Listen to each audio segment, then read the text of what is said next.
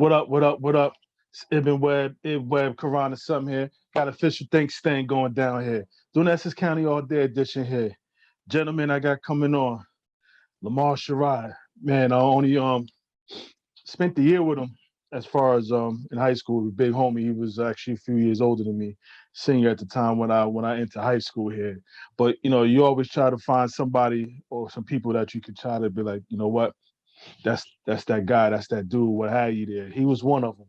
Again, just whether it was on the athletic field or off it, just kind of how he carried himself. Like, okay, I see how he moving here. Let me see if I can steal something from him that he not even on that I'm plotting and looking. But it's real cool that I was able to just catch up with him and connect with him and said he was willing to jump on here. So I'm delighted. And actually, again, I say I'm nervous a lot of times, but yeah, a little nervous a little bit, talk to a big homie. So just hold tight. Yeah, we get somewhere. Nah, what's up, man? I appreciate this, man. I know it's early for you out there on the west side of things, man. Thank you. Thank you so much for doing this. No doubt, brother. I've been peeping your little stuff out that you've been doing, fam. I've been peeping it, so Yeah. How you been? How family, everybody, man? Everybody healthy, good, maintaining? Yeah, everybody cool, man. My son is cool, everything, life is good, man. Pops just had knee surgery though. He had knee replacement surgery a couple days ago, but he's recovering though. Okay, good stuff, good stuff. I know, man, the sign of times we ain't getting no younger, so these little replacements. Nah, bro, I'll tell you right now, I gotta wear glasses to read stuff, bro. I can't see numbers no more, man. I'll be like, man, is that a 3 or an 8? Yeah, nah, I know I'm on deck, so I'm on deck with the frames. I'm trying to hold off as long as I can, but I'm on deck though. Yeah, it came out of nowhere for me, bro. I was like, man, one day I was at work and I was like, man, I can't see this, man. I was like, I get some glasses, bro. I can't see. Yeah, good, man. Like I said, I mean, again, I know you say you don't keep some of these joints out or what have you here, man. Like for me to sit here and talk to, I'll be honest tomorrow, man. Like I was just saying to myself, I'm actually nervous sitting here shooting the breeze with you, man. Actually nervous here. But again, just me being a little nosy, what have you, man. And I mean, with everything here. Obviously you out there though, but this life of yours, this journey of yours, where it took place. We started out in Jersey, or you was somewhere else and eventually end up in Jersey as far as being born and where you grew up at? Yeah. I grew up in Jersey, was born in Newark. I grew up in East Orange, but after everything was over, college, graduated, had kids, everything like that, we moved back to Newark. I was there for, graduated college in 95. Because I took a year off because, when I graduated in 89 from Immaculate, I went to school in Pennsylvania for 2 years. And then I came home for a year. Then I transferred to school down in North Carolina, HBCU, Elizabeth City State University. Graduated there in 95. I played ball down there as well, too. Came back home. My son was born, everything like that. Stayed in Newark until from 95 to 2008. Okay. And then I drove to Vegas, man. Came out here in 2008, did it in 36 hours, bro. Ooh, you So wasn't playing around. I saw my country because I drove. It's crazy. And, it's funny because when I left on like a Thursday, because I went to Wayne that afternoon. I had to go to the DMV up there because I know it's not there no more, right? The DMV in Wayne. And I had to get something. And I drove from Wayne, got on 80, came all the way across. And then I did 36 hours, got here like Saturday morning. Later that night, drove down to California to go to a fight. Now, even with all of that, man, before I kind of just even touch on that, man, just being in Newark, East Orange, the whole area, man, your traditional childhood was normal to you in regards to just everything growing up? I mean, whether it's activities or just hanging out or whatever the case is for you, anything out of the norm or just in general?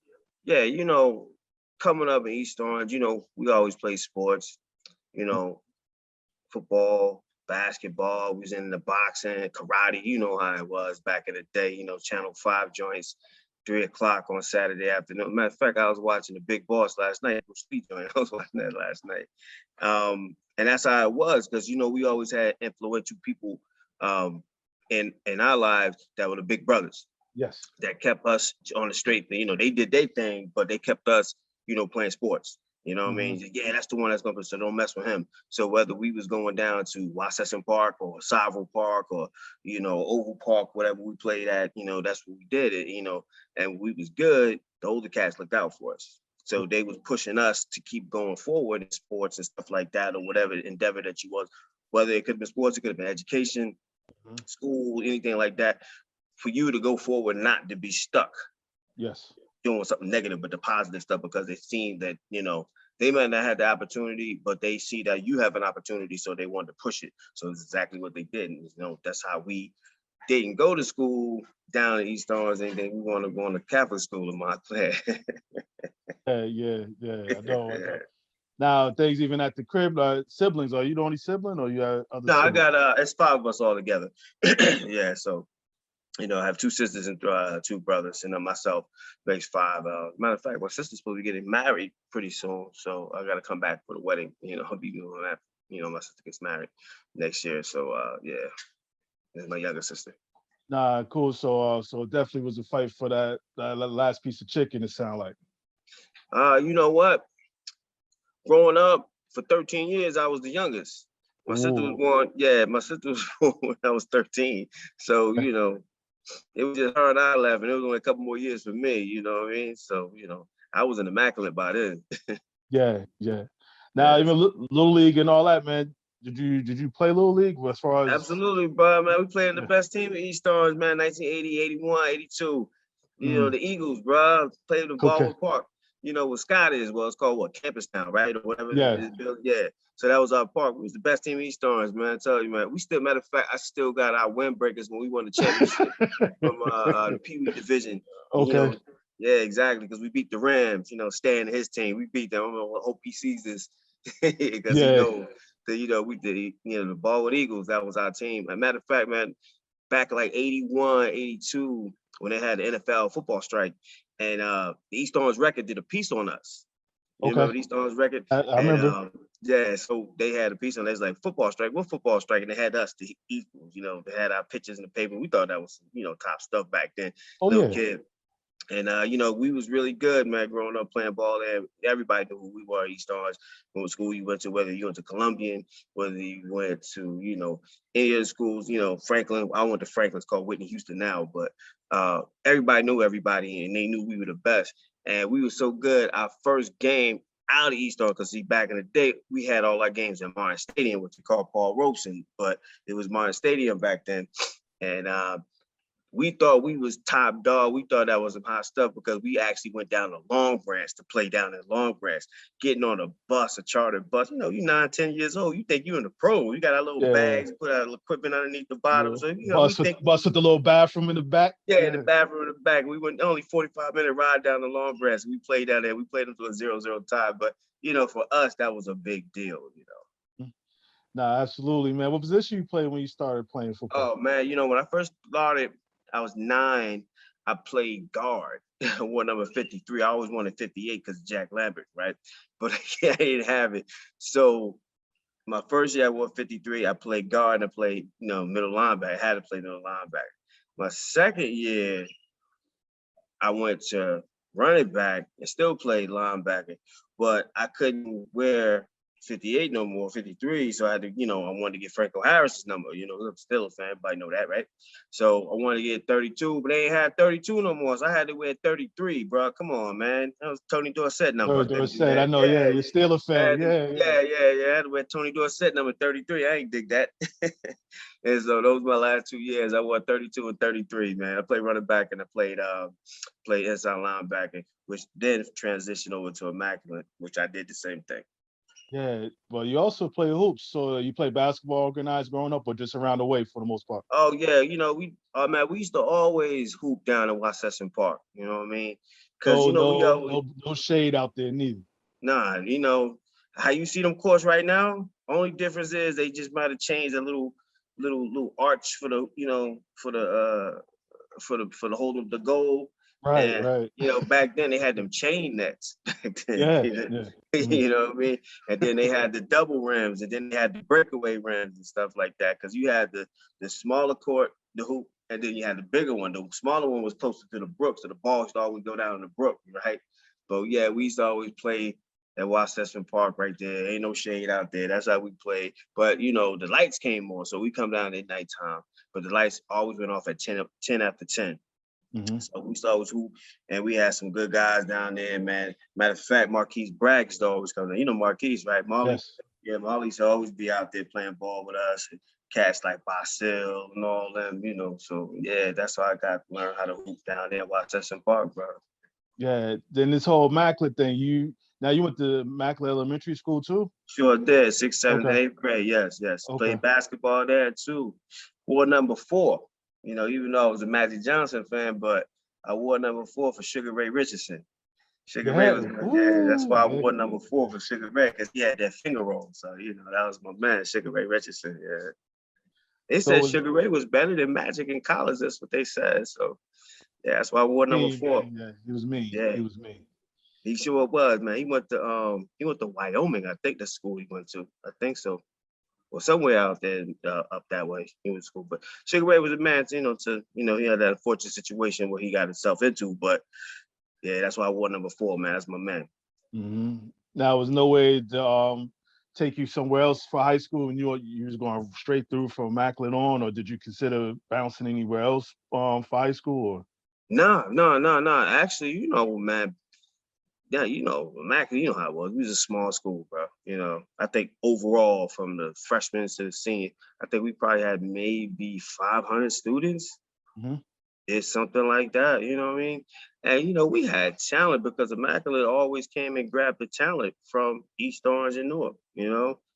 You know the guys that was there, the guys when I got there, them guys was like amazing, man. You know, guys like Tyrone Mason, guys like that, Donald McDaniel, you know, Jimmy Golden. You know, Jimmy Golden was my man. He was the truth.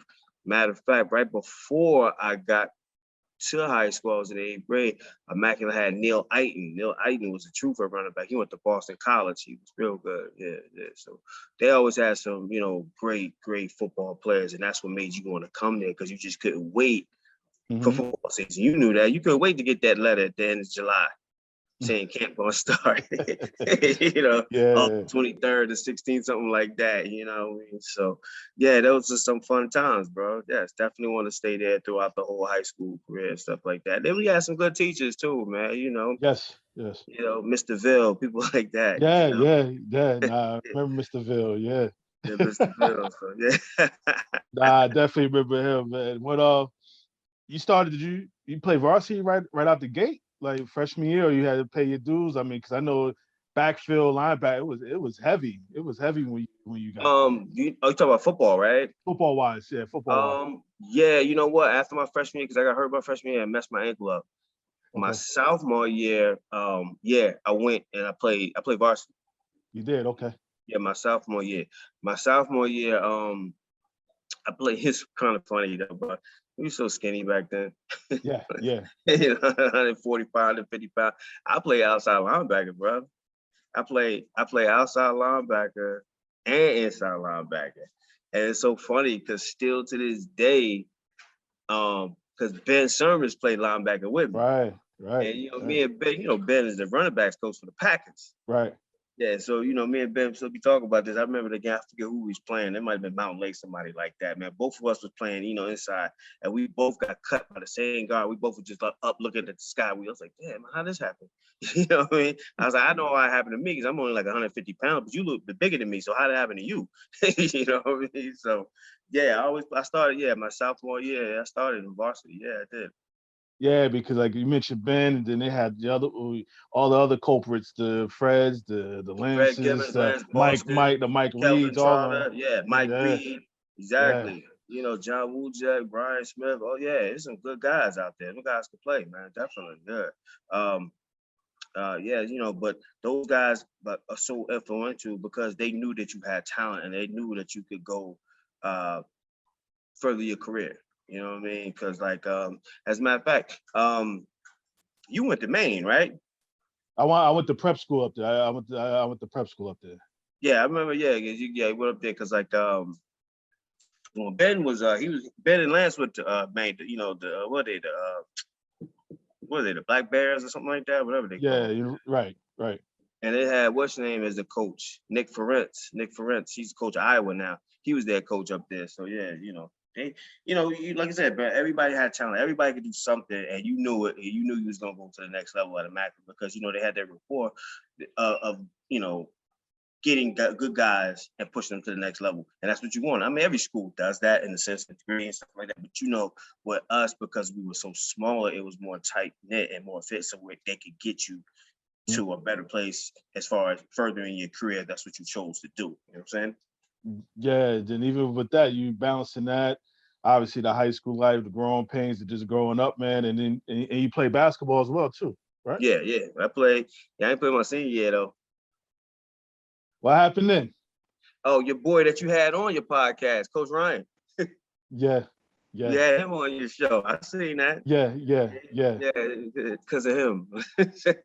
Okay. Oh, that's what happened. Okay, because remember you got me by a few years, and when I got there, you was a senior. So I was a senior. I ain't played my everybody, senior year. right, and everybody always talked how nice you was and everything, and then you didn't play. I'm like, wow, I never got the chance to see you play basketball. Yeah. Coach Ryan, that was him and Fest, but that was back then. I knew what I was gonna do, bro. I knew what I was gonna do. I was gonna keep it with the football. I was gonna keep it with the boxing. Okay. That's what I was gonna do. So the basketball was kind of like, you know what? Let Lee Mullins go ahead and have that. Him and Latish. I think. Okay. That and then even as far as ultimately even with the football thing, I know you had to figure. Did you have aspirations of obviously playing at the next level as far as somewhere in college here? I mean, because again, I know you had a great. Oh yeah, great definitely. all that. Yeah, honestly, bro, at that time being recruited, I really thought I was going to UConn. Okay.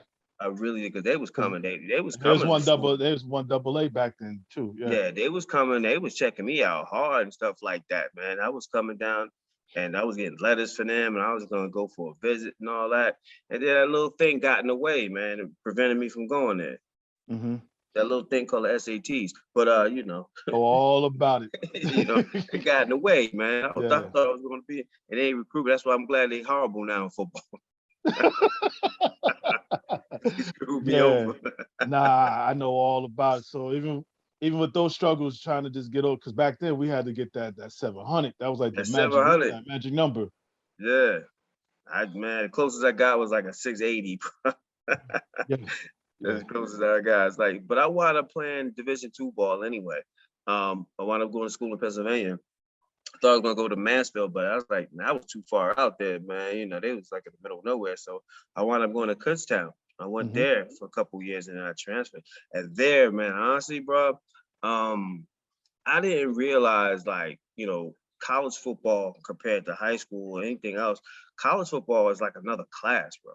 Yes. You know what I mean? Because people just see football in the fall and that's it.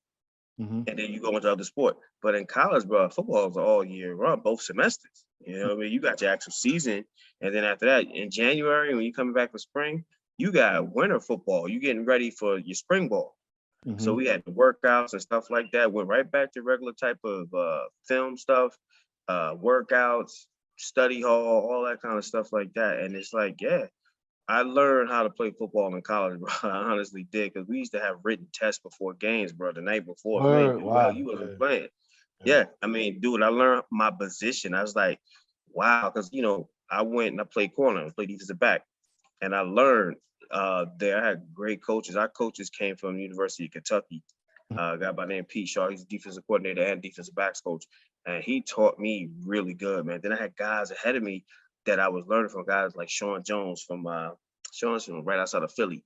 Sean's my man. Sean taught me a lot. Sean wanted to play an arena ball, real good corner. Greg Glenn, those and guys are really good guys, man. They took me under their wing like they did at Immaculate, and they see potential, so they take you under their wing to show you, so you can, go on, because, excuse me, you're going to be the next generation of here, and you pass that tradition on. And I learned, honestly, how to play cornerback in college, man. I mean, I'll be watching stuff on TV now, and I know everything they do. I know the coverages. I know how they're gonna do. I see it before it even happens. It's like, my son, Dad, how'd you know that? Like, yeah, I can see it, because I don't see football like everybody else. I see how everything is, because when you're in college, you're taught scheme, you're taught how position. You're like, yeah, so you know exactly what's gonna happen before the play even happens. Mm-hmm. And then being at Kutztown early on, I mean, again, those D2 schools in PA, like Powers, the Kutztowns, the Stroudsburgs, Yeah. all of them. And Kutztown, isn't that's where Andre Reed went, I think, right? I think. Andre Reed and my man John Mobley. Yes, yes. Both went to the Broncos. Yeah, I know Yeah, and exactly. how Yeah. about this? This is gonna be way before your time, but it was when I was a kid. Cat who played for the Jets, Bruce Harper. Bruce Hart, okay. Yeah, he played for the running. He played running back for the Jets back in the day. And he went to cut. Okay. Yeah, he went to Cause yeah. He was there. We came for the Jets, and then later on the Jets drafted Freeman McNeil. Freeman McNeil. Yeah, I remember. Now, Yeah. I'm showing my age now, bro. Nah, number 24. I remember. If I believe he has 20 or Yeah, 24. exactly. Yeah, Yeah, nah, I exactly. know. Yeah, Yeah, nah.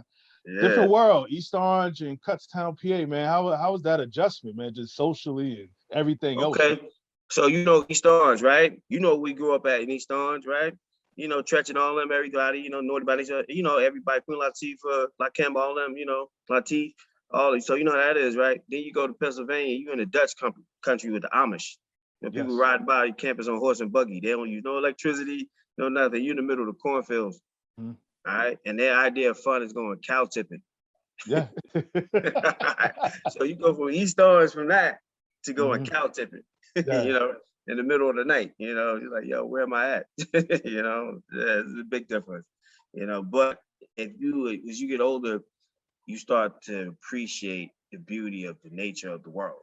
And you're like, wow, I was in a place where they had crystal caves, and you go and see crystal caves. And like, at that time, you ain't think nothing of it. But as you get older, man, like being out here in the West, out here in Las Vegas, when I go drive to Arizona or go to a different place, just being able to see the scenery out there, man, it's so beautiful. Because like, back home it's buildings. Here is nature. It's just mountains and rocks and stuff like that. Look like you're in a cowboy movie, you know what I mean, as you're driving around. So it's cool. Yeah, nah. How I know you wound up leaving. How come you bounced from Kutztown? I left Kutztown because it just wasn't feeling what I need to feel there. So I went home for like a semester, and then I wound up transferring down to the HBCU down in North Carolina, Elizabeth City State University down there. So that's definitely a bigger difference from going to that kind of college and going to HBCU. Because, when you get more culturally diverse, especially being around your own people, things like that, you learn a lot. I mean, you hear about those things like Grambling University and Howard and stuff like that. But when you actually go there, you experience and see stuff, man, it's like mind blowing. When you go to the basketball tournaments, the CIAA basketball tournament, it's like the second biggest basketball tournament in the South. I think it might be the first of the ACC, I believe, or one of them. But yeah, the CIAA, they have some good players come out of the CIAA, but all great schools, man. Winston-Salem State, Fayetteville State, Bowie State,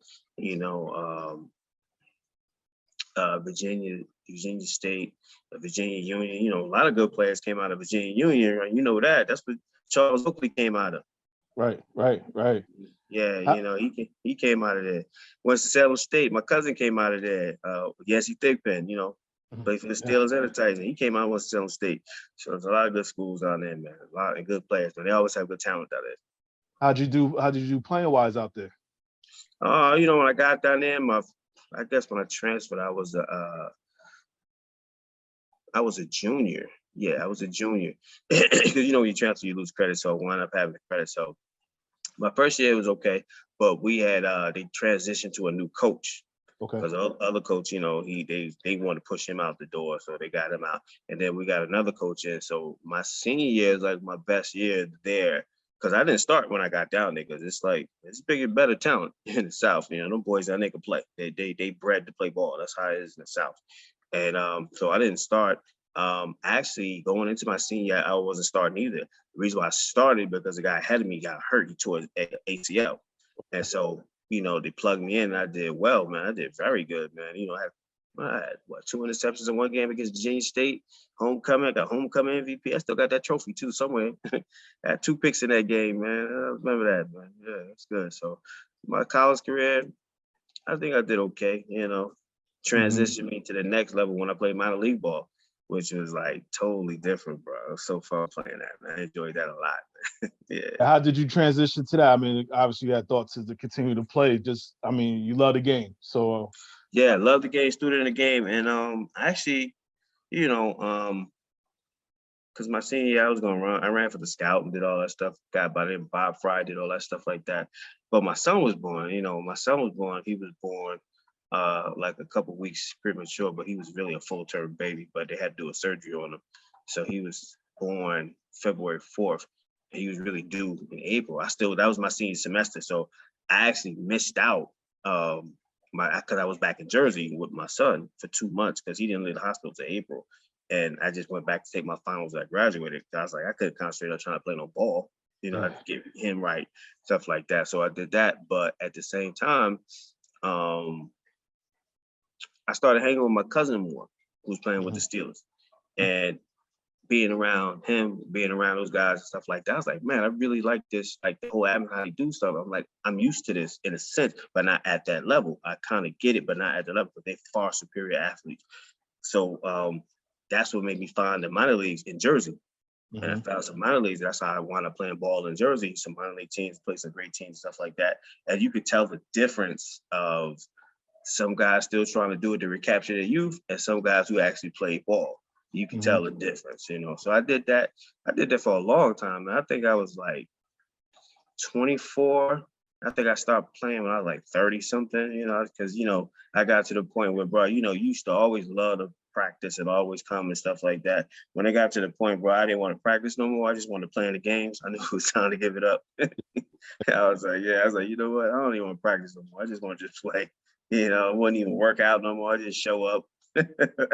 Yeah, in football, you can't do that. I don't care what level you playing. Yeah, exactly, bro. I was like, man, I was like, no, I'll play practice today. I ain't gonna, like the last 5 minutes. Yeah. Now you use a DB then? You play DB? Yeah, I played DB there. Yeah, it was just funny. It's just so funny because like when the receivers used to be running the routes, I already know what the route is before he even started because I'm like, all right, here you go. This is coming. You know what I mean? It got to a point. I used to get bored out there, bro. So I used to actually let the guy be open so the quarterback throw the ball so I can go get it. Yeah. I mean, that's knowing the game, obviously. That's because I used to be like, I believe you open, man. I'm gonna let him think that you open, but I'm gonna come get this ball. I don't care about what you do. I'm gonna go get the ball. And you know who's good at master at that? Dion. That was his thing, yeah. Dion was like, I don't care what you do. I'm gonna go get this ball.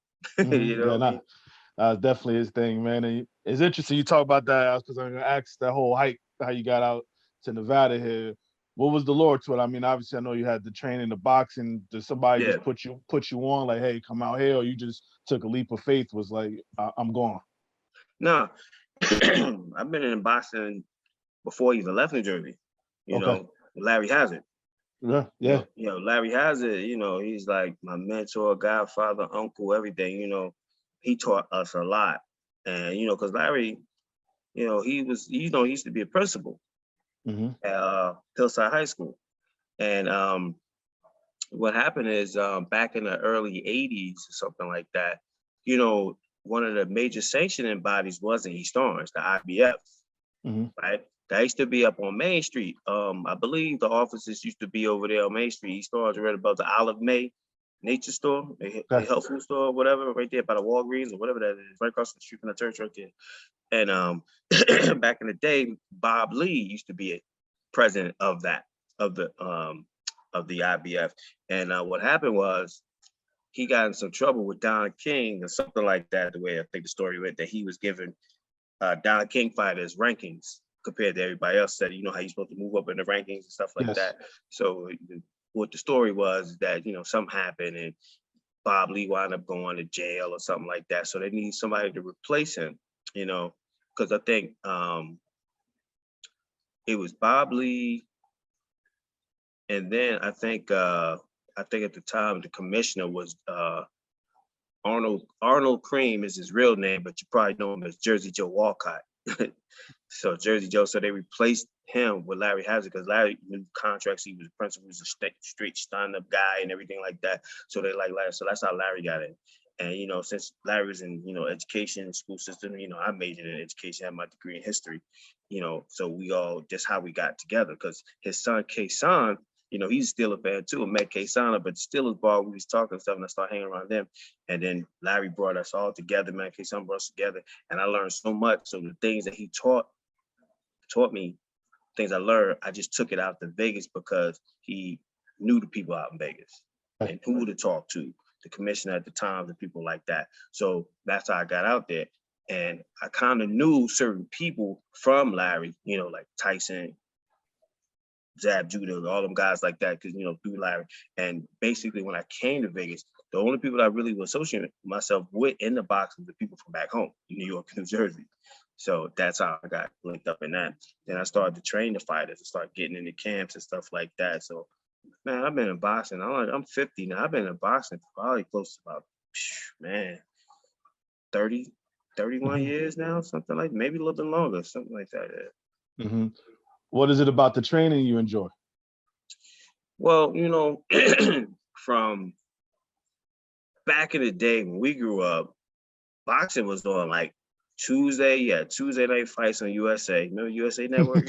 Yes. Tuesday night fights with Sean O'Grady and them. Then you had on Saturday and Sunday, you had Wild World of Sports. You know, you had the fights. Right. You know what I mean? I never forget that fight between Marvin Hagler and Caveman Lee. You know what I mean? You always had the good fights. And then Sunday on NBC Sports World. So you always had boxing TV. You know, you always had KO magazines in the store. And you go to the, you know, the corner store, they had the boxing magazines, you know, Sports Illustrated with Lil Red Lopez on the cover, sitting in the with the Indian Chief thing on it. You know, boxing was everywhere. That's how it was growing up. You know, you had the Sugar Ray Leonard's and the 7-Up commercials. Remember that? Yep. Feeling With 7-Up. his little man. He had his little man. Yeah, you know what I mean? Yeah. So, you know, that's what intrigued you about the boxing, because that was my era. Yes. Coming up. So those guys, you know, because back in those days, the best fought the best. That's how it was. It wasn't no, you know, I'm gonna fight this guy I ain't never heard of. You know, that wasn't really like that. Even though they did fight guys, you know, like that. You know, Joe Louis fought guys, they call it the tomato cans of the month, you know, so those things can happen in boxing. But what I liked about it is just how it was, how they train, you know, and it was similar to how football was, how I was trained in football, how it's a thinking game. Because people don't realize boxing is 90% mental and 10% physical. They don't realize that. They just see the physical. But, you know, you have to move a certain way, know how to do this, because when you do this, this guy's going to do this, so this is where I need to be. I need to position myself. After I throw this punch, this is why I need to, after I finish this combat, I need to be here. And if I'm not here, I'm on hook here, I'm going to get hit. Those things like that, people don't realize. You know, they just see, you know, people just throwing hands. There's so much, a lot more to that. That's called fighting. Boxing is different. It's the sweet science. This is the reason why they call it that, because it's the science behind it. So I liked it. Like I was mentioning before, I've been over 30-something years, bro. You know, I had my fun with it. You know what I mean? I had my time with it and going. So it's now for the next generation to come about, and they take it and go on. It's like Little Mad fighting tonight. Devin Haney, Devin fighting tonight. Remember Devin's a little kid in the gym. You know, Devin used to idolize Zab Judah. Zab is his godfather. You know, I remember Devin was a little kid. Now he fighting tonight, the MGM. He fighting this kid Diaz. Somebody he gonna beat. He gonna do well.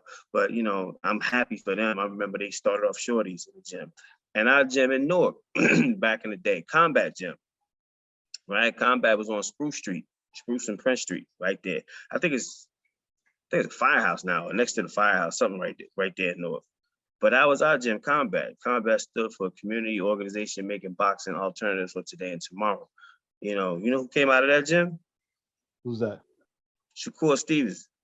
Yeah, little Shakur. Yeah, I was gonna ask you about what your thoughts was on that. Shakur was a little kid back then. You know what I mean? Back then he was Al Shakur. You know what I mean? So yeah, Shakur comes from that gym. He was a little kid back then. You know what I mean? So I like seeing them guys shine now, because I remember when they first started. You know, we molded them like they molded us to go to the next level. So that's why, you know, I appreciate that. Who have you trained? Let me see. I work with Sean Porter, Zab Judah, Hassan Rahman Sr., Jr., Sharif Rahman, King Arthur Williams. Who else I work with? It's so funny. Keith Hunter. It's so funny. They got a video of Keith Hunter knocking this dude out in the casino the other day. It's kind of funny. Work with Keith a little bit. A lot of guys up in the Mayweather gym. You can work with Tyson a little bit. You know, a little something. You know. You got a certain approach as far as your training style, or it just depends on the fighter or what have you, as far as how you train them? Honestly, bro, you know what I did? You know, we worked as a team, and you know, basically, I was a strength and conditioning coach. My Okay. job is what the head trainer wants you to do to get you to be able to do that kind of stuff, and then some. You know, I get you right. I get you in shape. Zab had a nickname for me. He used to call me Hurt him because when you have to do my workouts, you be hurt. Yeah. Guys like, man, he was so sore he couldn't even wipe his ass. Yeah, that's real. Yeah, that's real. Yeah, that's what it's doing. But yeah, you know, but man, you remember back in the day, man, I used to show you cats how to throw punches in the locker room. You know, I used to be down in the locker room, so I used to show cats, you know, and sometimes people like, yo, you remember when I was this? You used to show me. I was like, man, I don't remember, but that sounds about right. You know, yeah, it sounds about right. Yeah. But yeah, you know, just the traditional way, the authentic ways always did that. That's what I like. We never liked that textbook technology for this stuff, but for an authentic way for the old school guys and the old trainers, because that's what they did, you know. Another guy like James Ali Bashir. Bashir is like he's from Newark too, but Bashir trained all the top heavyweights, Lennox Lewis, him and Harold Knight. You know Harold Knight from Plainfield, right? Shadow Knight. Him, yeah, they all some real good trainers. They had the Klitschko brothers. Bashir got a couple guys because Bashir's overseas. He's trains the guys over there. But guys like that, man, they were good mentors, and I learned a lot from watching them and stuff like that. So I knew what they wanted. So my job, my objective is to get that fighter in position to do that. Okay. You know what I'm saying? To be able to, you know, this is what he wants or whatever, this is what we can do. So yeah, you know, and being, you know, like I tell people and what was told to me about how I do my stuff is that I'm not just a strength and conditioning coach. I know boxing. So there's a lot of guys are strength and conditioning coaches, and they're very good at what they do. Yes, they're very, very good. I mean, it'll get you in shape, but they won't know boxing. They don't know boxing. They just know strength and conditioning, but they don't know boxing. Prime example, I see a lot of guys out here. I don't know how it is back home, but possibly, but I doubt it. Because there's a difference between a trainer and there's a difference between a teacher. Yes. Okay. Okay. Guys can train you how to do something. You can train a dog. Okay. But teaching a fighter how to box, that's the pure element essence of boxing, not just training them. You know what I mean? Because just see some of these guys, they be using these track coaches to help them. Okay, yeah, if you know, running track, sure, I'm sure it would help you. But what's gonna happen in that fight when you get hit and you get cut, then what? That track coach, what he taught you, that's not gonna apply. You know what I mean? Because when you get hit and you stunned or you get hit and you get fouled and you still hurting, referee's just gonna get the other guy a warning, but you still messed up. Okay, Yeah. you only got 30 seconds to recover for that. What's that track coach gonna teach you then? You get what I'm saying? How does that apply? When the people who run track, do they go hire boxing trainers to help them run track? Right. You Right. know what I mean? So Right. I never got that correlation. How does that work? You know what I mean? Yeah, he's gonna teach you how to run and all that. But think about it. Did the greats have that? Did Muhammad Ali have a track coach? Nah. You know, Muhammad Ali worked out. They asked Muhammad Ali, like, how many sit-ups do you do? Muhammad Ali said, I don't know. I don't start counting until it starts hurting. That goes to show you that's work. You know what I'm saying? He said, I don't know how many I do. I just start counting when it starts to hurt. You know what I mean? Yeah. Yeah. Yes, you know what I mean? I never seen Tyson with no strength and conditioning coach. I never seen Marvin Hagler with one. So, you know, but you know, that's just how it is, man. You know, it's just that's the new generation. It's like, y'all do your thing, man. You know, I just sit and watch. Question: how come, as far as you being in the ring, as far as no aspirations and early on to do that, for you to just continue to box, or did something Oh man, happen? you know, back in those days, man, you know, I dabbled a little bit, you know, like I was saying, I ain't played my senior year. I was boxing. I was training. I was going down. We used to have that gym down there in Orange, right off of Scotland Road. It was a gym over that way, one of them little abandoned buildings or whatever. There was a couple of gyms. They had the gym up at Ivy Hill, up there off of up there, right, not too far from Seton Hall. When you go up Mount Vernon place, all the way up by that big ass park, the projects up there, there's be a gym over there. And then they had the other gym on Roseville Ave, that church right there on Roseville. There used to be a gym there. We used to train there. Yeah, there's so many gyms, bro. I used to love it. Matter of fact, even in East Orange on Main Street, over there by Foreman Mills, that white building on the little side, that used to be a boxing gym upstairs too. There used to be a gym up there. So yeah, that's what I was doing my senior year. I was, you know, dabbling with it. I was gonna I was gonna go to the tournament, man. I was gonna enter that the tournament, but my dad's like, nah, you're gonna go to school, you're gonna play football. It's like, all right, so that's how it was, Yeah, But yeah, they say, yeah. yeah, I really was gonna go. I was gonna box, bro. That's what I was gonna do. I was gonna box. It definitely was. Pop said, nah, you're gonna play, you're gonna go to school, you can play football. But yeah, Hmm. that's what I was gonna do. And now, speaking of fathers, how was that, man? How much of a life changer that was for you, man? When you became a dad, man. How was that? I was 23. Yeah. My son was born. He was taken out early, but he was a full-term baby. He Hmm. was in the hospital the first 2 months of his life. I was gonna graduate, so I had to go to work right away. Hmm. I never even thought about it. You know what I mean? It's just like there's no textbook for that. Yes. You just learn as you go, and I just kind of like knew what to do. You know what I mean? And actually, my son lives out here in Vegas too. Okay. Yeah, he's out here. He's been out here. He went to school. I brought him out here to do high school and everything like that. Mm-hmm. But yeah, fatherhood was great though because you learn as you go and stuff like that. You learn how to do things like getting up and go to work every day. Hmm. You know what I mean? That's what you learn how to do and stuff like that. You want your kids to see you going to work every day. You want to put that in their mind that this is hard work. When you work hard, you can achieve things in life. Yes. Even though when you don't feel like it, you know what I mean?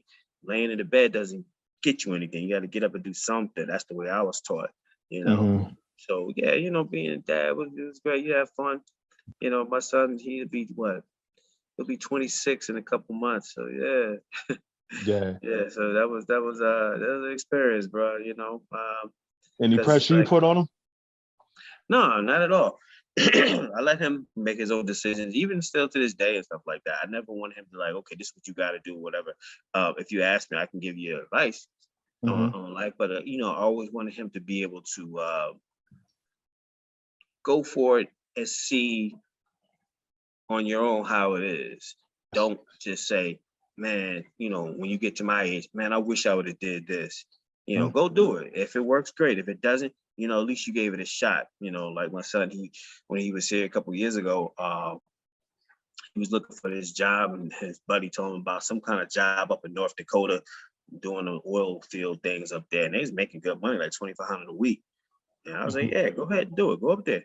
You know what I mean? Go do it. Go see if you like it. You know what I mean? Apparently he didn't because North Dakota is a different kind of cold than Jersey Yeah, cold, yeah, bro. yeah. I've been out there. Yeah, yeah, yeah. It's a different kind of cold, bro. So different. And just to go and just try it, man. Just like, because as a kid, sometimes, our parents can't restrict us. Oh, you can't go around that corner over there with them boys over there. Don't go over there. You gotta stay over here. Now I want you to go over there. I want you to experience stuff like that. And I want you to be smart. I want you to do Right. nothing dumb. But I don't want you to come back and be like, man, I wish I'd had opportunity to do this. So that's how it is with him. The relationship that we have is just like, hey, go experience life, man. Go give it a shot. See what you can do. Because you never know. You might like it, you might not like it. But at least you said, I gave it a shot. That's right. That's right. And to your point, ain't no blueprint to it, man. No, You it know. isn't. It isn't. You know what I mean? You know what's right. You know what's wrong and stuff like that. But it's I'm glad that I am one. Definitely. Hmm. Yeah. Yeah, definitely. Yeah, no, I joke everybody. I waited forever, man. I got a 7-year-old, so I waited forever. Yeah, So you like I did, said, man. You a 7-year-old, man. It's like I'm trying to think. I don't even remember my son was 7. I was like, what was we doing? I was like, what grade is that? You know? I know, I know, I know. So and everything you My said, son got a 3-year-old now. yeah, yeah, Yeah, grandfather over there. That's right. yeah, exactly, right. I don't look like no grandpa though, right? Nah, you good, man. Nah, not at all. Nah, not at all, man. But everything that you done said, even with sports and all that, man, like what has it done as far as what sticks with you to this day? Whether it's the box and train, something that you learned, something that just sticks with you kind of your day to day. Sports is big and it's part of everyday life because you go through trials and tribulations in life. You got your ups and your downs and stuff like that. You know what I mean? Mm-hmm. And you know how it is in sports. Like you in a game, you could be losing in the first quarter, second quarter. You come back in the fourth quarter. There's been times you seen certain games, man. We was losing, we come back and win. You know Mm-hmm. what I mean? I remember one time in high school, we was playing basketball. I forget who was playing, like Kennelon or somebody like that, I think. And Kennelon was beating. It was a makeup game because you know how we miss games because of snow and stuff like that. Mm-hmm. And Kenalon was beating us, man, the whole game. They was about 10 the whole game. We wound up coming back in the fourth quarter to win the game, and they got upset. And I took a charge, right? And so I was like, yeah, they called a charge. I'm getting up. Bruh, dude pushed me back down. And you know what happened next, man? Oh yeah. Nah. You ain't. I ain't let you skate. Bro, you know what happened? It was a big melee. I beat that boy behind. Man, so funny, man. It was. Nah, It was funny.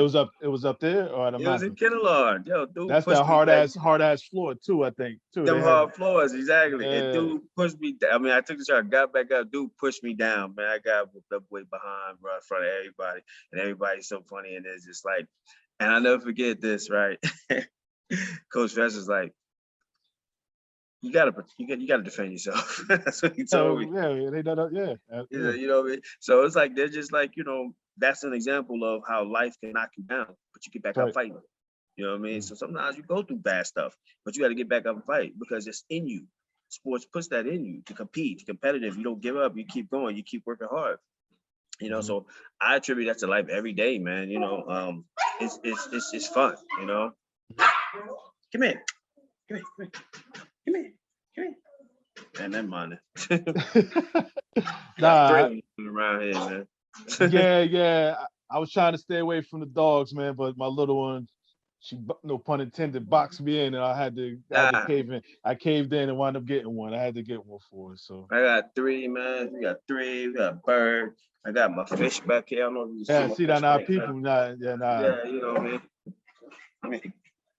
Yeah, he a big running around. Come here. That's my Speedy dog right here. Oh, okay. Yeah, it's Speedy right here. The other one, he laying in the bed over there. Wait. Yeah. Dogs. Nah, but then as far as I like to just throw folks on the spot a little bit, man. If you had a few more minutes again, because I know I got you up early here. Yeah, it's okay, brother. Cool. When you back at the crib, meaning Jersey here, you're a Parkway or Turnpike guy. Both. Okay. Yeah. 282. That's right. Yeah, that's right. Yeah, that's right. 21 too. yeah. Group 3 too. All of them. Honestly, Parkway. The Bloomfield exit, bro. Okay. East Orange guy here, man. I slip in some orange or North down. Sandwiches or White Castles? Sandwiches. All day. Yeah, all day. I can't do White Castles, man. You know what's so funny? They got 2 of them out here in Vegas. 2 of what? White Castles. You do? They got 2 White Castles out here. Yeah. It's funny. They love the place. I was like, I can't do that no more. I can't do that. Yeah. Being East Orange guy, Central Ave or Main Street? Closer to me with Main Street. Yeah. Obviously, Mackley, you had to keep a pair of freshmen on your feet, man. You doing Ballies or British Walkers? Oh man, you know what, bro? Can you hold 1 second? Okay, absolutely. One second. Absolutely. Take him out the bag. We're gonna get him out the bag right here. Yeah, Chris. Out the bag. Ooh. So Ooh. So I'm rocking them British Walkers all day long. All day. You know that. Ooh. We rock some British Walkers. I got some Wallies in there too. Oh, I keep a stack of Wallies, man. Even to this day. I got a whole bunch of that. So Brits and Wallies is me, definitely. No. We alike, definitely in that regard, definitely. Elizabeth State or Immaculate? You said Elizabeth City State? Or Immaculate? Oh, wow, that's a tough one right there. I got to go Immaculate because that's where it all started. Okay. Yeah. Definitely. Where it started, yeah. East Orange or Vegas? Oh, man. East Orange, bro. Hey, just want to see where your heart is at. Just want to see where your heart is at. Definitely, yeah. KRS or Chuck D? Oh man, let's see. I gotta pick, right? You don't have to. I have to, but I'm saying, I can't say tie, right? Yeah, absolutely, you can say tie. Okay, but you know what? Let's see.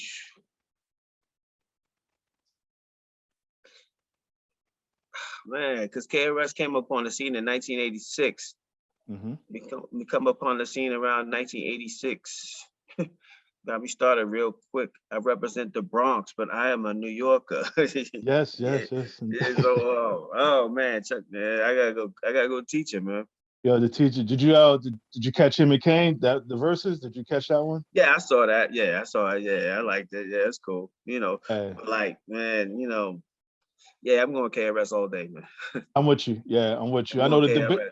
I know the debate back then wasn't even Kane and I wasn't Kane and Chris. It was more like Chris and Rakim. I always ran with Chris. That was always my. Yeah, but see, the thing is, with Rock, Rakim wasn't like a battle rapper. Mhm. He used to put words together that makes you could visualize his lyrics. Yes. You Hmm. know, my name is Rakim Allah, and RA stand for Raw. Switch it around, it still comes out Comes R. out R. Yeah. You know what I mean? I Mhm. take 7 MCs, put them in a line, and that's 7 more brothers who think they can rhyme. And it'll take 7 more before I go for mine. Now that's 21 MCs ate up at the same time. Those are lyrical stuff that you can see. And Mhm. I used to always sing, you know, you know, uh, turn up the bass, check out my melody, hand out a cigar, let knowledge be born, and my name's LaMar. Oh, you said. You know what I'm saying? I used to Yeah. say that all the time, man. Yeah. And it's so funny though, because me and Eric B is cool. Okay. Yeah. Yeah, Eric B used to be down Newark. Eric B used to be in boxing too. Yeah. No. No. Now that you say that, I heard that somewhere along the way. Yeah, Yeah. Eric B used to come out of the gym down in Combat. Eric B, my man. Matter of fact, Eric B out here in Vegas now. But yeah, Eric B, my man. Eric B, him, and the lady he was with, they was trying to start their own sanctioning body. They was trying to have their own belt and everything. They had it everything. They was close. They was real close to getting it going. So yeah, Eric B, my man. Speaking of that, I know I'm kind of veering off a sec with even with the boxing, like the business of it, man. Like how grimy is it, man? You hear stories throughout the years, but just Mm-hmm. you've been in it, forever here, man. Just the business of it. Has it gotten better from what people assumed that it was back when? No, I'm gonna tell you, bro. You heard the expression, "Ain't no honor amongst thieves." Yeah. Yeah, so no, hey, it's always gonna be like that, but it's cleaned up some because they got sanctionings and stuff like that. But the overall business, and still got shady promoters, you still got shady decisions and all that. But think about this, brother, right? And when you look at sports, right, just about every sport you watch, you can always see what when you watch. You know who's winning by what? You see the score, right? Oh, I was just about to say, that's cool. You see the score. Every sport you watch, you can see the score just about, right? How Right. come I in know where you're boxing you going. can't Yeah. see a score? Yeah. Yeah. But at the end, you get some judges' scorecards like a secret, right? It's like Hmm. the Wizard of Oz that you behind the curtain. You know what I'm saying? You don't see, but in boxing, there's no, why is it that, you don't see the score after every round? You Nah, know, interesting. you know what I mean? From the judges, not from the guy up there who's giving his opinion. Hmm. You know what I mean? But you think about it, you can see the basketball game. You see who won the game last night. You watch the fight, you're like, yeah, I like this guy. This guy was beating his behind. He's won it. And next thing you know, they raise another guy's hand. You're like, huh? You Yeah. know what I mean? Yeah. And that's the reason why. Because when you watching boxing, you see it from television, you see it from the angle where they showing you down. And you can Okay. see down. Judges around the ring, they're looking up. So they're going to see it a little bit differently from the way you and I would see it from the television view because of where Hmm. they're positioned.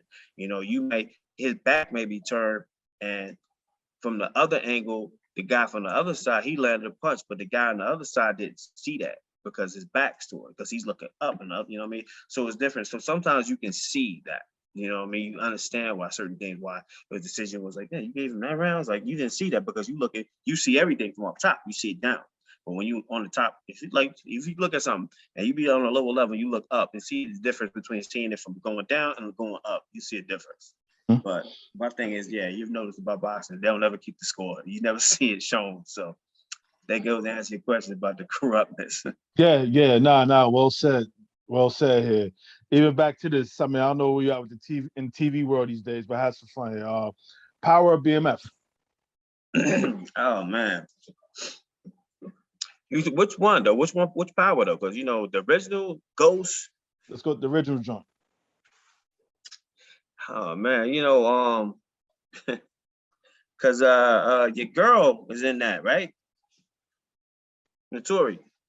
She went to Immaculate for a second, right? Yeah, that's what I say, your girl. Notori, yeah. She went to, she was because Jimmy, she was one of Jimmy's students. Jimmy Lauderham. Okay, she was okay. Yeah, Okay, yeah, yes. because Jimmy went back to teach there. So she was one of his students, Notori, yeah. Mm-hmm. She was in that. And let me see, because she been in a lot of movies, right? Right. So it's so funny how we can look at certain little things and be like, oh yeah, this person was in this movie, she was in that. And even the girl from BMF, the one who plays what's the girl name? What's her name on BMF? You talk about Meech's mom, or you talking about No, the girl, the her one character. Shorty, the one that just got The one he got knocked shot. off. She got shot him in the head. She's like, I love Yeah. you. Yeah, I love you too, boo. Yeah. That was her name. I'm forgetting her character name, but yeah, I know exactly what yeah, you're talking character. about. But anyway, she was in that movie with Bow Wow when they won the lottery ticket. You know what? Now you say that, I didn't make that connection. Yeah. Yeah, she's in that movie. She's in that movie. But let me see, Power. Man, I like, BMF is still kind of young compared to Yes. to Power, because Power got spinoffs now. They got Power, then they had Ghost, and book 2 and all that, book 3. You know what I mean? So we just got finished BMF season 1. But I do like it. I don't know. I like the soundtrack though. Yeah. Oh yeah. That's my joint right there. I like that. But Now, right Fifth now, does his thing. yeah, right now, I gotta go. I gotta go with Power and go with that right now. But BMF is like right there. I'm looking forward to season 2. Definitely. Mm-hmm. Football or boxing? I get that asked a lot too. Yeah, man. I gotta say football. Mm-hmm. I gotta say football there, because I've been doing that. Well, I've been playing it since I was 9. Yeah. I started getting into boxing when I was 9. Because when I was 9, I wanted to be Muhammad Ali. Mm-hmm. But I didn't really start putting the gloves on until I was about 14, 15. But I played football since I was 9. So I'm gonna go football for now, but boxing is right there. Sort of kind of like BMF is right there with Power and Gold. So it's right there. Yeah. Now, my fan moment here. You should have asked me an easier question. You should have asked me boxing and basketball. I know. I left you alone about the whole Coach Ryan thing. You don't have to talk about it. I left you alone about that. Mm-hmm. Yeah. As far as a fan moment, if you training and everything else, I know you gotta be professional, but you have to just be like, damn, I'm around this person right now. Or I'm working with this person. I mean, like when you just took a step back and maybe the training was done, like just kind of like, yeah, I just worked this individual out. Has it been any person like that? In the beginning, you know what I mean? But certain guys, you be like, to later on, you be like, yo, I was just working with such and such. You know what I mean? But at the time, because it's professional, because you gotta be professional. Because right, if you there and you showing like you a fan, you ain't gonna be there. Right. You know what I'm saying? You there to work because look, this is this person's livelihood. It's how he makes money. Mm-hmm. He ain't gonna give you free money. Mm-hmm. So you have to show your professionalism and know your knowledge and know what you're doing. You can't be in there being a fan. You be a fan, you ain't gonna be around. Right. That makes sense. You ain't gonna be a fanboy, you know what I mean? Mm-hmm. If you want to be a fanboy, you can go be with some other guy out here in Vegas that run Vegas. I'll say a name. Got you. You kind of, it's all fair weather. Yes. If you know what I'm saying. Nah, I'm with you. A lot of fanboys in the fair weathers, Best team you ever been on in your life? Best team I ever been on in my life? 1980, 81, Ballie Eagles, bro. Okay. We was undefeated. We was undefeated, unscored upon of. And we still talk about that to this day. My guys, we still talk. Me and Billy Williams, Rick Carter, Dennis Jackson. We still talk about that. Fabian Heath. We still talk about that, man. We was unscored upon of, undefeated, man. Little kids, we 9 years old. We we bought into what Coach Hank was telling. Hank Lynch is our legendary coach. He's still alive too, down in South Carolina. Yeah, that was our best team, man. Nobody scored. We ran these Storms, bro. Everybody loved us, man. Even Clifford Scott High School, the high school kids was looking at us like, yeah, there they go. Because we used to run around that track. Little league, when you do your laps, you running, you singing your little songs, Right, you running, right. we still be singing this stuff. Like, I still got the pictures, bro. But that was the best team because the way we was taught, it was no, you wasn't gonna score on us because that's just the way we was taught. But that wasn't what we could fathom. That wasn't, you wasn't gonna score on us or losing. That wasn't the way our coach taught us, the way he taught us in his defense. We had a legendary defense called a split six, that you wasn't gonna get 1 yard. Yeah. That was the thing. You went backwards, bro. He said, you better not give up now 1 yard, now 1 stinking yard. We still say that to each other to this day, bro. Since we was 9 years old. Score. How you gonna, bro? You're not getting a yard. You know what I mean? Score. That didn't even, we couldn't compute that. You're not getting a yard, bro. That defense we ran a split six, nobody could beat us, man. That was the best team I ever been on. Yeah, my little league team, Pee Wee team. Now back then it wasn't the whole Florida thing wasn't in play. That wasn't even all that, like as far as going down to Florida and all that. Because that's years. Oh, yo, bro, hold on 1 second. I'll show you something, bro. No, absolutely. Since we talk about it, bro, I don't know if you can see this, bro. I still got my I ain't jacket, messing with you, man. Bro, this is the best team I've been on, bro. I don't know if you see it. That's Eagles, it. Bro. 81, 82, Pee Wee champion, and the 19th North Division champion, East Orange Little League Sports. And it still look crisp too, man. Took care bro, of that. Still look crisp, bro. This is the best team I've ever been on, bro. Right here. I want everybody to see this, man. This is what it was, bro. That's how it was back then, bro. That's how it was back then. So yeah, that was the best team I've ever been on ever. Any game you like to have back? Whether it's college, little league, high school, something like that. Yeah, a couple of games, man. I forget, man. In high school, I think what was like one of them sorry teams we played in high school? Like Chatham or somebody like that. Okay. It was some team we played, and we I think we lost that game, but we had to play Cedar Grove the next week. And, I forget who it was, but I wish we had that game back. But that Cedar Grove game, that was a good game because Latish, he scored the touchdown, won the game. That's like a 7-6 game, but it was 7-6. It was 7-6 that game. Latish scored a touchdown and won the game for us, and we needed that game because we had just lost. And I was I think I got suspended. That's why I got suspended. Sister Marine suspended me the week before. That's why we lost. Sister Marine suspended me. God rest her soul. But she suspended me, and I came back next week against Cedar Grove. And that game, yeah, because I got demoted and everything, man. Coach you suspended for? I don't know. You know how you had substitutes that day, and I was sitting in the front. Everybody in the class was all cutting up. I was just sitting there, I wasn't saying nothing. I was just in one of those moves that day. And she came in the room, and everybody got quiet. And I didn't jump up. I didn't change, act like I was doing. I just sat the same way. I would just have my head, had my hand in my head and just there, and she was going at the class. Then she stopped me. She's like, "Hey, look at you. What are you doing?" I was like, "I'm not doing nothing. I'm just here." "Oh, don't give me that." I was like, "Yeah, all right, whatever." And she said, "You know what? Go downstairs." You know how it was, bro. You had to go down, see Mr. Graph and all that. You had to play that bench or whatever, right? Yeah, sit on that bench, right? Yeah, you had to do that. So I was like, so I got suspended. Yeah, Coach Finn and them, man. They told me if I want to lead, I got to lead at the back of the line. They kicked me off the captains be in the front. So I had to go in the back. So I was like, all right, I stayed in the back. I was back there with Hamilton Hughes and all that, right? And I was back there. And so in practice, I was like, all right, this ain't no thing. Cause this is what I do. So this is the big game. Y'all getting all pumped. Ain't no big deal to me. I'm gonna do what I'm gonna do regardless. I didn't care. I didn't need to get pumped because I knew what I had to do. And I never forget.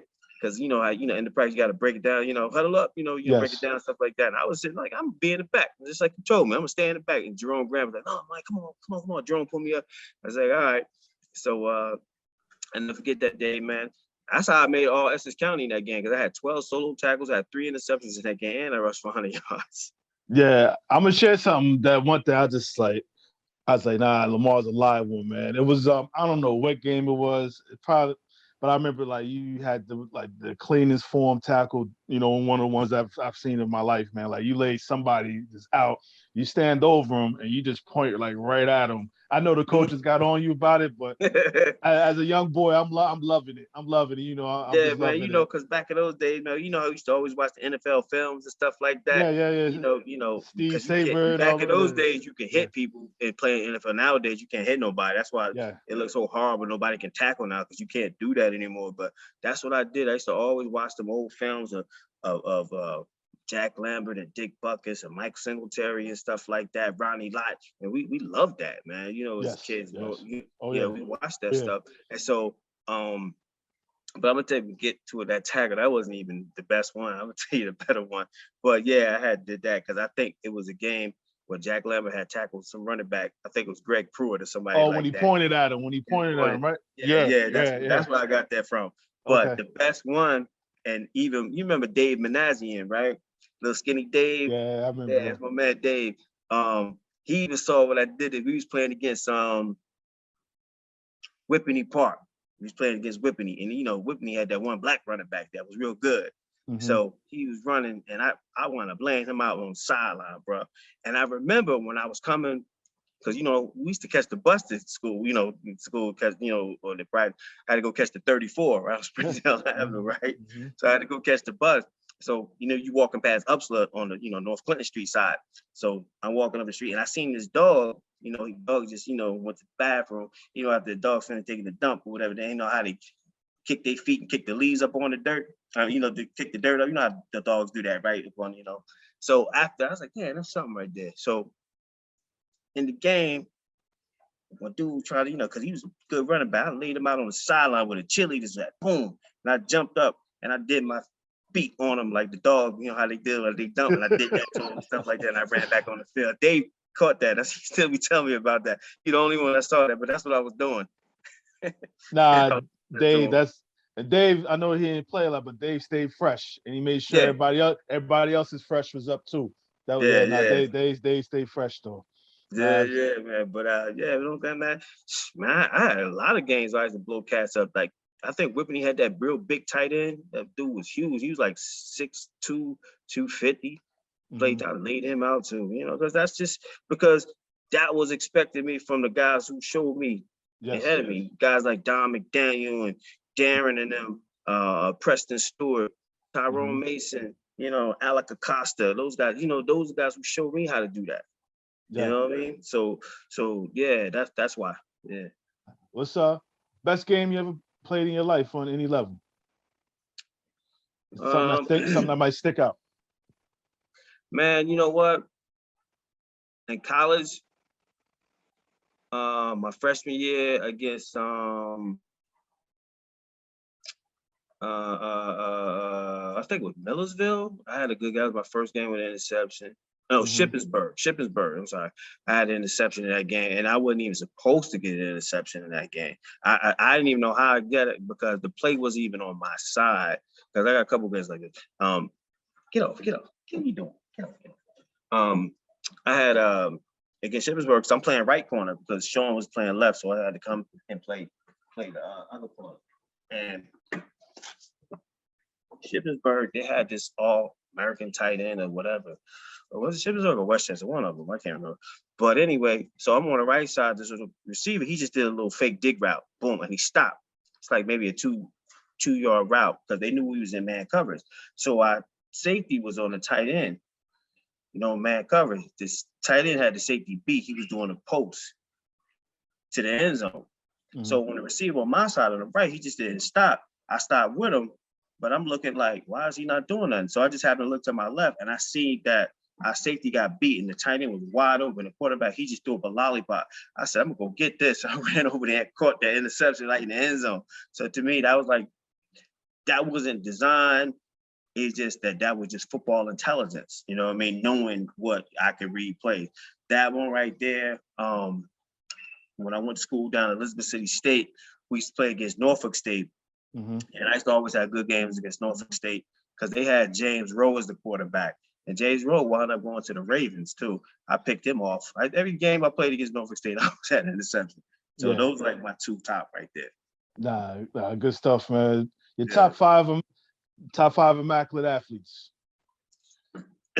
Top five. In my era, Just in general, I definitely gotta say, man, Tyrone Mason's in there. Tyrone. Tyrone Mason, definitely. Jimmy Golden. Jimmy Golden. Lee Mullins. Wes. Matisse Kissler. And Rich Canal. Yeah. Rich You had the golden era. Yeah. All right. Rich Canal used to run that long distance track. You know, Rich Canal made to the Olympics, bro. The trials, something he did. But definitely Rich Canal, Latisse, Lee Mullins, Tyrone Mason. Yeah. Where you at now, all that? You don't put yourself in it. But as far as what? Me? Nah, man, nah. You know, I remain humble. Yeah. I remain humble. You know what I mean? Mm. That's somebody else to make that decision. Yeah. No, I hear you, man. Someone who should have made it, like whether it was growing up around the way or whether it's college, whether it's high school, and you could define made it however you want. But somebody who should have made it. I'll tell you like this, bro. For me, making it means that you're able to keep a roof over your head, keep your lights on, and you can get food on your table. That's making it. Yes. You know what I mean? That's making it. You ain't laying in some gutter. You ain't on drugs somewhere. You know what I mean? You ain't in the cemetery. You ain't in jail. So if you ain't none of that, you could have $7.50 an hour job working at Burger King, but you made it, bro, because you working. Okay. So the lights on. Yeah, you know what I'm saying? You working, you know what I mean? You got opportunity, you know, able to do something. You're not dead, you're not on drugs, you know what I mean? You're not homeless. So to me, that's making it. Yeah. Nah. And being now if we want to talk about making it to sports level, that's different. Yeah, nah, that's well said though. That's every day. I don't care where you at, what level you on, man. Like you said, exactly, that's what it's about.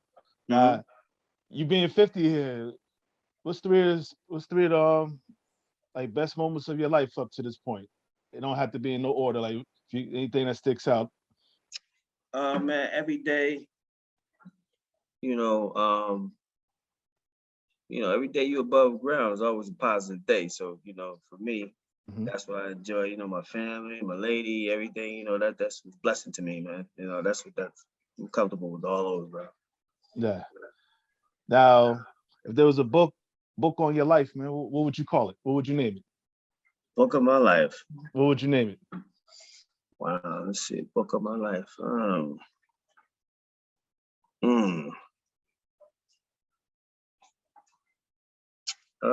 me see. Book of my life. That's a great question, man. Oh man, book of my life. Let's see. What would I call it? Because I'm trying to think of this lyric on the song joint that I like. That's what I'm trying to think. It's an LL lyric too. I'm trying to think of it. I can't think of the lyric right now. That's happening when you get my age, man. You getting stuff. Yeah.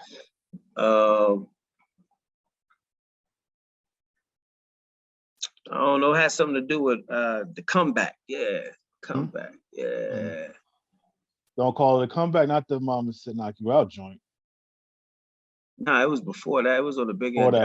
Yeah, it was on the big end. Yeah, I'm just trying to say. Man. Watch the tune we hang up. I'm gonna think about it. Watch. Oh, that's usually how it happens. It was what was it joint? Because Wu-Tang had something similar to it too. Yeah, no, don't beat yourself up, man. Don't be like you said. No, I got it. It's coming up. Yeah. I'm sorry. It was on Jack the Ripper. That's what it was. You know, when he goes, you could roll me up or puff me, and then I'll anoint your head with oil, lots of oil. That joy. I'm just trying to think the beginning part of that. You could roll me up or puff. It's on that joy. It's on Jack the Ripper joy. I can't think of it now. But yeah, it was something like that. Something about you thought you had me, but you didn't have me. Now I'm back and I'm back stronger. Something like that. Yeah. So I say now I'm back stronger. That would be the call of the book. Yeah. That'll be the Nah, title. good Yeah, now stuff, I'm back. man. So yeah, Now you back. yeah, Now, and stronger. hmm Hmm. so best part about being LaMar Sharrod? What's the best part about it? The best part about being LaMar Sharrod is that, LaMar Sharrod is a passionate person. He's an understanding person. He likes to enjoy life, live life, have fun, man. Don't take things too serious because, you got to enjoy life, man. You can't be worried about being stressed all the time and getting caught up in this, that. You don't need that, man. Go out and live life, have fun, man. Do what you can do. Go do the things that our parents couldn't do.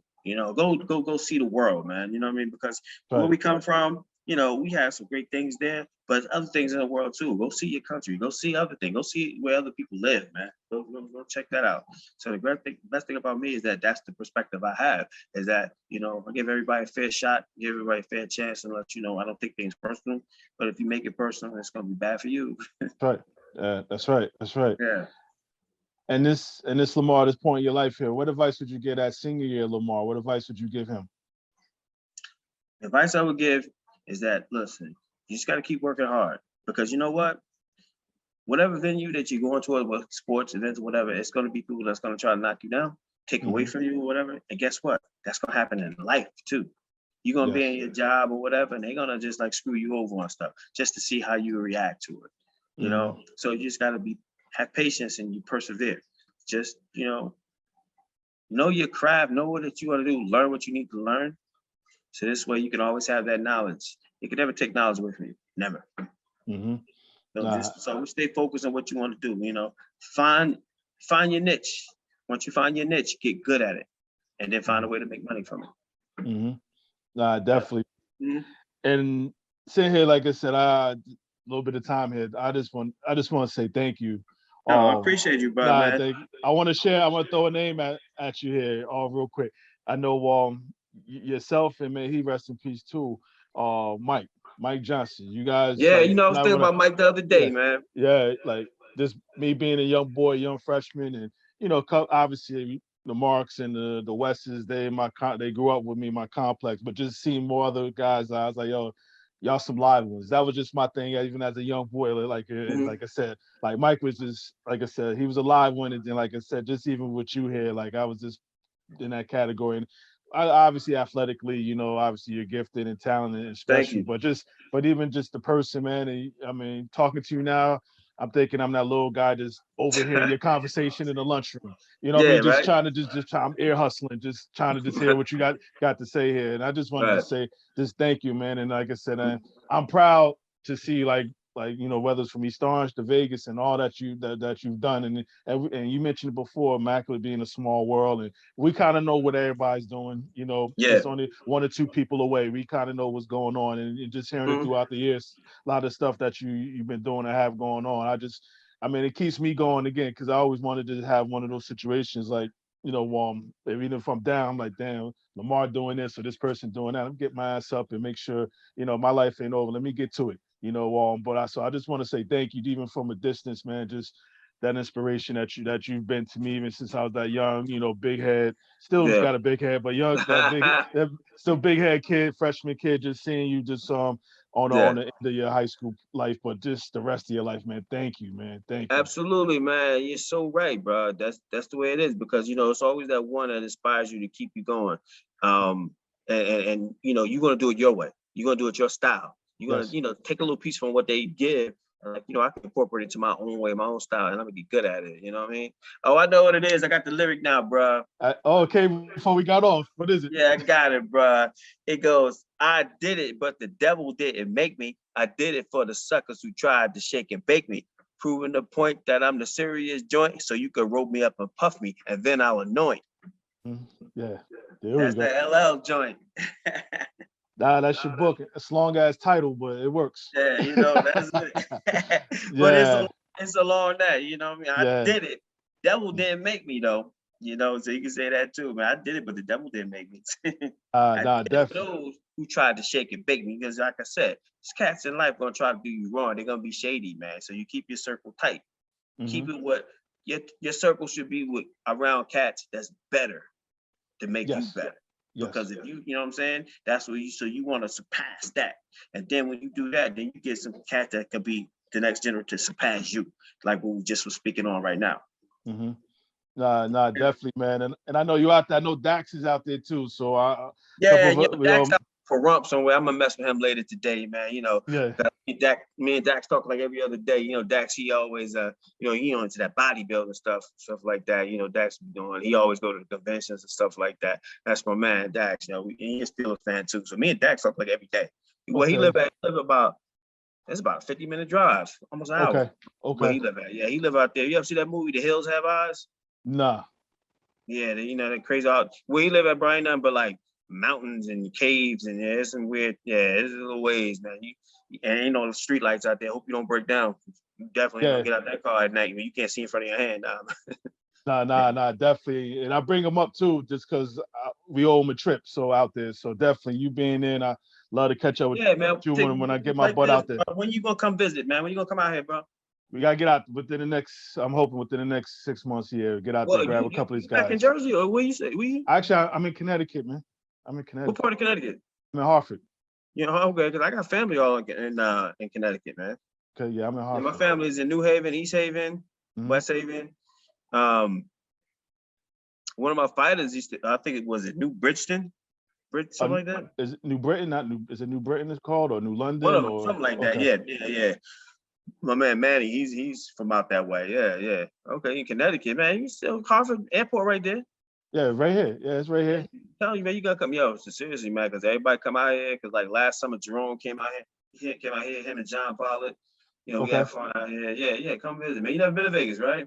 Nah, I've been a few times. Oh, so you know your way around. I'm rolling with you when you come out. Nah, come on, man. You the tour guy. Cut it out. Cut it out. Cut it out. Definitely. LaMar, appreciate it, man. I appreciate I the appreciate family a you, whole lot, man. brother. Appreciate you, man. Appreciate you. Definitely. I make that, like I said, I make that journey, man. You definitely, man. Find some time to link up. Okay, no doubt, bro, man. I'm a DM you my number so you can hit me up anytime, brother. Absolutely. I appreciate that. All right, now, family. Back at you, man. You be well. All right, brother. Peace, man. Peace. Good stuff, man. Like I said, just one of those I just looked up to, man, coming in, trying to figure this high school thing out. But outside of high school, man, just seeing him just continue to thrive and do well, for himself here, warm in all aspects of his life here. LaMar, the big homie, man, I appreciate it, dog. Really appreciate this. Like I said, that's what it's all about. I'm just slide out on that note. I put my hand over my heart. That means I feel you. Yeah.